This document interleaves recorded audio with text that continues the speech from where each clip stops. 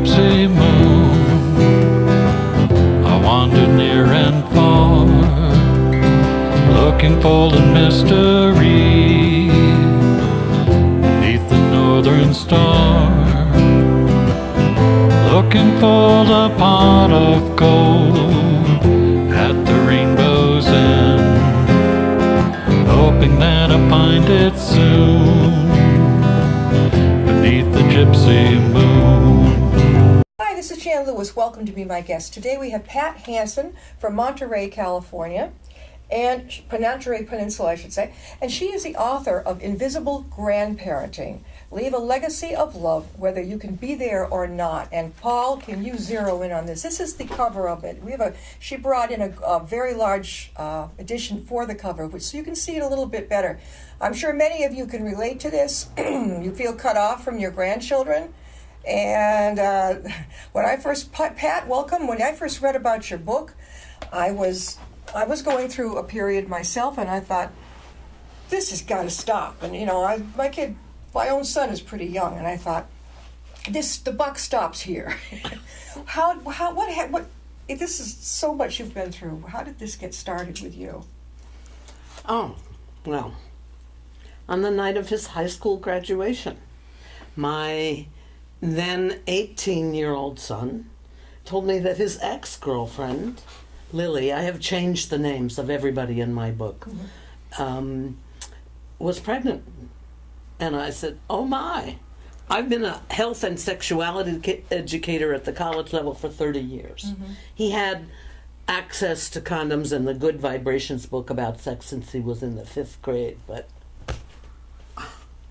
And anyway, I had to accept that fact. Any of the other alternatives were not an option. Mm-hmm. And long story short, my son did not play a role in that life of that child at all. But when I told my therapist that this happened, and this was on the East Coast, my kids were raised by their father. I paid child support, and we had a very different joint custody agreement. And one of my feelings was, as this is coming back to slap me in the face, I had them all summer in California. I got to be Auntie May mom, and every other big holiday.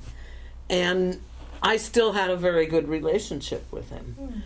But when I got that news and finally settled it and left him there, anyway, he did not stay around and play a role in that life of that child. But her mother, Lily's mother, absorbed her into the family. And my book has a happy ending. Yes, there's been a lot of change with that. I'll save that. So what I did and then I got to tell the truth about it. My son did it again 2 years later. He didn't play a role in her life. He moved out to California, took a bunch of jobs, and got another girl pregnant who I knew.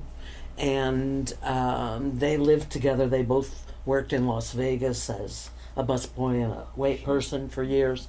And I saw that child, this is even more painful than the first one, every month for 4 years. Once a month? Yes. They lived 2.5 hours from me when they moved back from Las Vegas. But then my son was in the construction industry, and he developed a little problem with a drug called methamphetamine. Oh. And I found out about that. And I told the mother, of course. I told his parents. We tried to have an intervention. Long story short, he went away on what I call his low road to enlightenment, and that was 10 years ago. That granddaughter is 14, and I haven't seen her since she was 4. So it's been 10 And that years. mother wanted to wipe every memory of her son, and that included me, out of that child's life. Your son. So she wanted to wipe out the memory of you as the paternal grandparent. Right. And wipe you out of the picture. That strikes me always as so odd, because why blame the grandparent if their own kid who helped father the child or mother the child doesn't, it's not the grandparent's fault. No. It makes no sense. No. A child needs And both it hurt. sides. Yes, it hurt deeply. There was a hole in my heart. And since I knew the first grandchild, Carter, who is now 16. I'm going to see his mother when I go over to Rensselaerville near Albany right after this show. Was being well taken care of. I even flew Lily and her husband, she has 2 other children and a big family, to my wedding 22 years ago in Big Sur. So I knew he was being taken care of, but the hurt was from this granddaughter who I wanted to be, people miss out a lot when they cut grandparents out of their lives. Sure. All kinds of experiences, all kinds of financial help, all kinds of caretaking and grandmothering. So what I did was I wrote letters Yes, and to Annie. Where do you think they went? Do you think they ever went to the kids at all? Lily and my therapist said, you have to play a role in the life of that child, whether you're there or not. And so I started to write letters about all the places we would go and tips for life, like thank yous are very important. And one was about a broken listener. I had 2 previous marriages, and both those husbands said I had a broken listener. And so listening is very important. I wrote letters about politics and the 2008 election, because this was a 5-year period that I wrote these letters for. And I said, why don't we wear the color purple? Because I put in pictures of the red and the blue states, because that shows what we could do if we united for the common good. I even wrote one about sex, love, and marriage in answer to a question. Grandma, you were married 3 times? Why? And I told her how I fell in love at 19 and what that husband was like. He was a musician, and the gifts in that relationship, and why I moved on. And then I ended with my current relationship with my significant equal. That's the name of my next book. Oh, In Search of a Significant Equal. Yeah, you'll come back another time for that interview. I love the back of this book. Pat Hanson wrote this book on invisible grandparenting. And out there, if you feel that way, if you've been cut off from your grandchildren, this book is for you. Let me tell you what Pat's been through and how she went through it and what she did to try and accept it. It's tough. On the back of the book it says, for anyone who has felt the hurt, grief, and anger of being cut off from a grandchild, Hanson's book offers support, understanding, and creative ideas. You'll learn that you are not alone, and that there are ways to both soothe your pain and move on with your life. And you were mentioning you can start a support group. Tell me about some of the support groups that have started. Yeah, part of the way that we came together is I learned when I developed a website, invisiblegrandparent.com, and decided to turn this into a book. I was going to write a book about teaching human sexuality at a party school in Northern California, about sex, drugs, and rock and roll. That book is still on hold. This book wrote me. Writing these letters. I can see the letters right on the top of the cover. Encouraged me to write the letters. Sure. And you're asking me about the support group. Well, I learned by having that website that there was a national organization founded 5 years ago called Alienated Grandparents Anonymous. I think that's how I found you. AGA. Isn't that how I found you online? Florida Inc. Yeah, I think that's how I found you. I have a resource list in the back of my book. There's another organization that proclaimed 3 years ago, June 14th. This is very good that we're holding this today, right after that, as Alienated Grandparents Awareness Day. So this is a phenomenon that people are often ashamed to admit and talk about. Oh, yeah. Every time I've talked about it publicly, somebody comes up and goes, oh, I thought I was the only one. Yeah. So part of what I do and what support groups do is make you feel less alone. Oh, yeah. Support groups are not therapy groups. We don't give advice. We listen to one another and we look at the things our stories have in common. And many of the stories of alienated grandparents, of adult children, the adult children have some personality disorders. Yeah. They might still be using drugs. I mean, there's all kinds of things. I also recommend, besides going to aga-fl.org, Joshua Coleman. He's a psychologist, Yes. as I am not. He wrote a book too, didn't he? Called When Parents Hurt. There you go. I read that. Compassionate Strategies for Dealing with Your Estranged Adult Children. Excellent. Have he you met is him? the best. Have you met him? Yes, in person. Free questions and answers every Monday at 11:30 California time, and webinars that are very inexpensive, $39 I think, or $129 for 6 of them. Go. They're fabulous. And he can give the advice that I can't, or that I choose not to. I'm a health educator. How are things right now? You said you wrote the letters to the kids. I want to say one more thing about the letters, because there were 2 kinds of letters. There were all the cute ones about all the places we would go, but there were letters that I call SSS letters.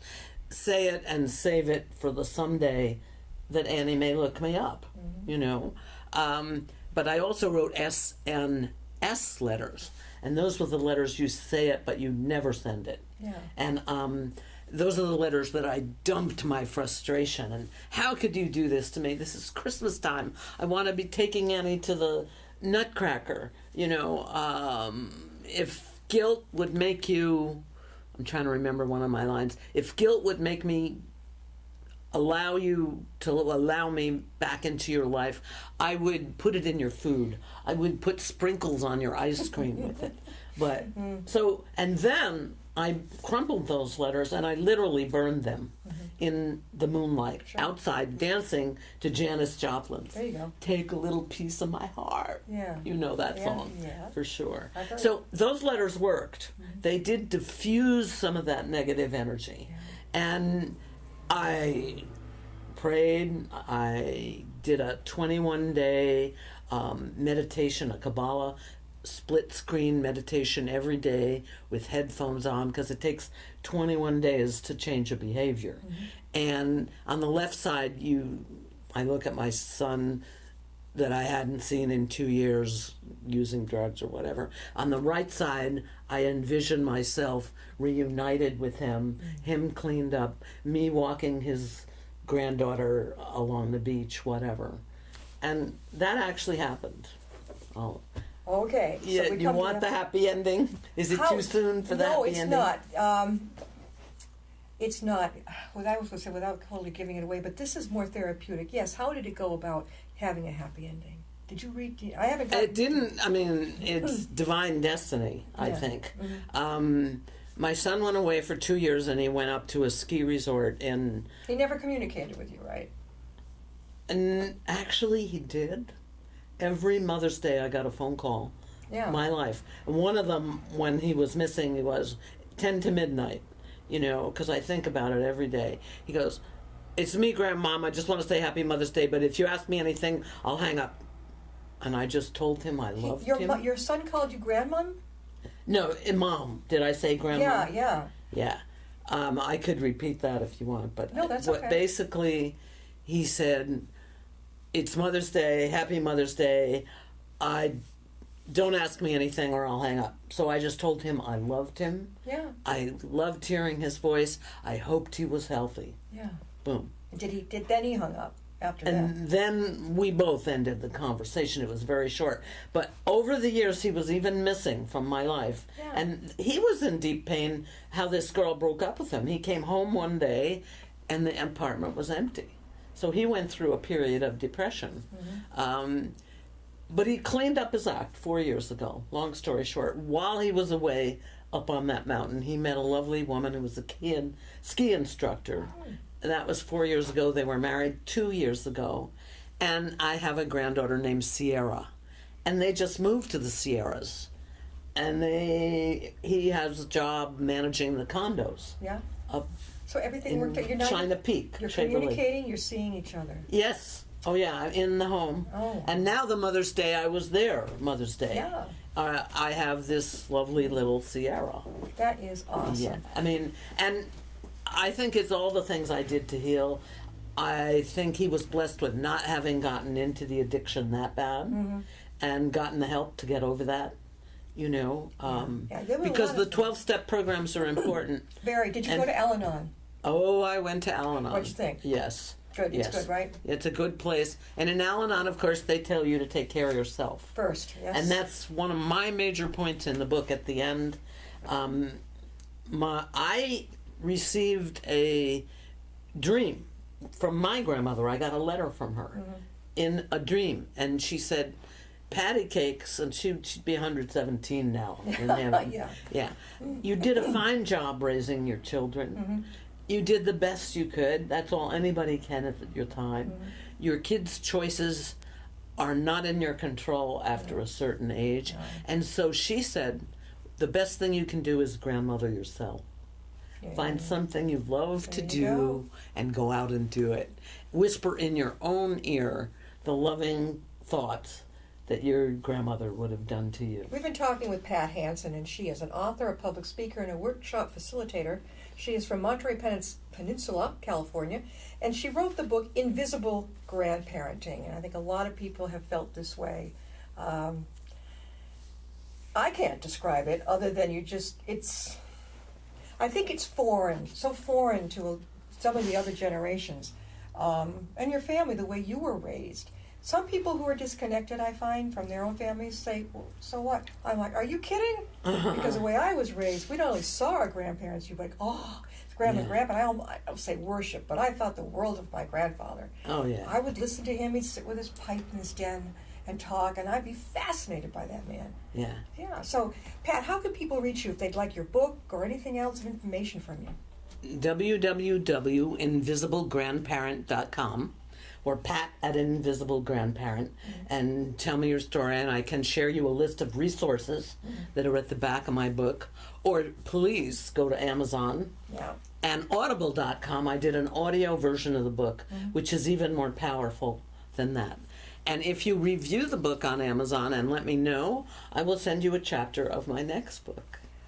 This, if those of you who live in the area at the Upton Town Library, I believe they're probably going to have a few copies of the I'm book. going to definitely donate some copies. So it will be wonderful. You can get it and you can read it yourself. What is this about a new book I hear coming up? What is this now? You have a new book coming? It's called In Search of a Significant Equal, and it's about the labyrinth of choices, some of them bad and dead ends, and in search of a significant equal. A love that gives you back as much as you get. And that was 22 years ago. Yeah, 22. But how to maintain love and intimacy over a long time. So you had 2 marriages, and then you finally found your soulmate, right? Absolutely. Where are you in the book? Halfway through? Almost done? Oh, I have so much compiled. If I had a 6-month retreat in Wellfleet, I could finish it. You could? Yeah. Close. Yeah. So when do you think it'll come out? Are you going to self-publish or? No, I'm going to get an agent for that because I have some that even looked at this. Yeah. But it's a very small market. Yes. And I could talk to you about writing and memoir writing for sure. Well, I am a memoir. I know. Yeah, I know. I think this is wonderful. I want to thank you so much, Pat, for being on the show. We did half an hour already. Oh, well, almost. Is there anything, though? There's one question I have. If somebody out there, I know it's not talked about very much, if someone out there is feeling alienated from their grandchildren, what do you suggest? First of all, you can't tell someone to calm down or not feel sad because it's going to happen. Let it happen. What would you suggest? First thing they should do is get help from someone. Find one trusted person they can tell their story. And then seek help from therapists, from Joshua Coleman and his free question and answer period, from starting an AGA, Alienated Grandparent Support Group, yourself, and know that you are not alone. This is part of my high road to enlightenment.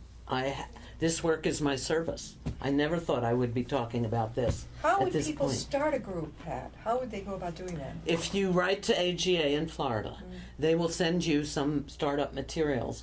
And I also have done 2 webinars. And I did one for support group facilitators. And that is at www.grandparentsacademy.com. I also did a webinar on the book, on walking people through the healing process and the letter writing process. You do a lot of traveling. Both of them. To talk about this tricky subject. Well, it's a nationwide phenomenon. Yeah, it is. Do you meet when you do the presentations and the workshops, are there many people there who have finally come forward saying, geez, I'm not alone? Is it well attended? No, there's few people. Mhm. Like yesterday or Tuesday on the 14th in Yarmouth Senior Center, they publicized to 800 people, but I had 8 in the workshop. But every single one of them got what they needed. Yeah. And there's a support group forming in Barnstable Senior I Center. lived on the Cape, so I know yeah, what you're on the talking Cape. about. Yeah. Now, you travel all by yourself. You're going to go to New York from here? And then home. But I'm going to where I used to live, where that invisible grandchild number 1 was conceived. Are you seeing them at all? Oh, yes, I'll see him tomorrow. Okay, so that's all the good news from... Yeah, that family enveloped their daughter, and she married and has 2 beautiful children, and I see them every year. Because I lived in Rensselaerville, New York. It's my second hometown. If you call it Rensselaer, isn't it Rensselaerville. It's 26 miles south of Albany. I know there's a Rensselaer. Yeah, and that's where Russell Sage College was, Yeah. that I did teach in for a good number of What years. did you teach? Health education, Aha. prevention. Where were you originally from, Pat? New Jersey. New Jersey. New Jersey. She's a New Jersey New girl. Jersey. What got Yeah. you to go out to California? Yeah. What were you doing out there? I went on an exchange program in 1964, where 3 students from Montclair State College went to Chico State, and 3 from Chico State went there.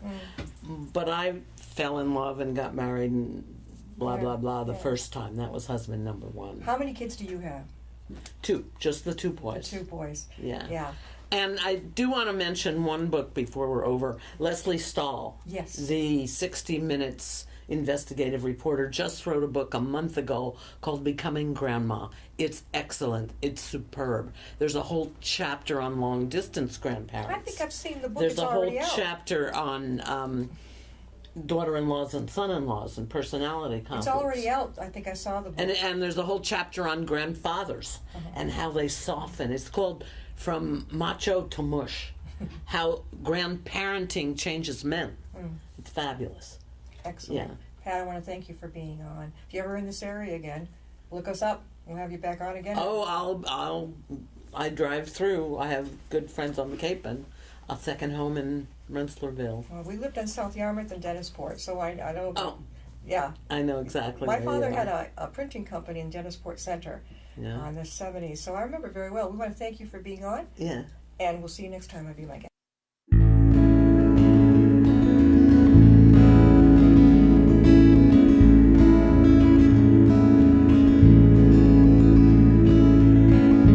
Riding on a shooting star,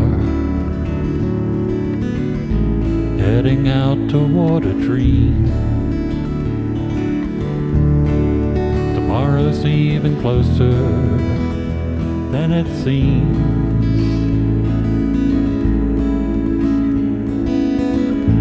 Moving through the cloudless sky, heading out toward the moon. I am dancing to the lunar tune.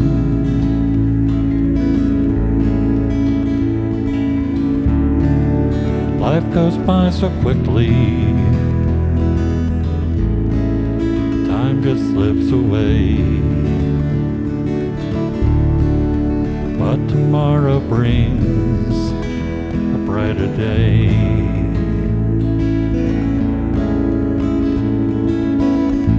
Soaring out among the planets.